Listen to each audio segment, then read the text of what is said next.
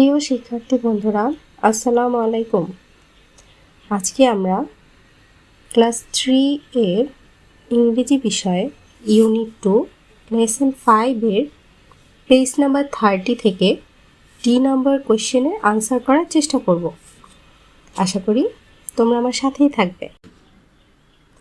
দেখো, এখানে লেখা আছে right 4 sentence about your friend. আনসারটা দেখো, মাই ফ্রেন্ড। যেহেতু আমাদের 4টি সেন্টেন্স লিখতে বলেছে, এজন্য আমরা এভাবেও লিখতে পারি অথবা আমরা প্যারাগ্রাফ আকারেও লিখতে পারি। 1 নম্বর সেন্টেন্স দেখো, my friend name is Nusaiba. She is my classmate. She is 8 years old. We read and play together. আশা করি তোমরা বুঝতে পেরেছো। ধন্যবাদ।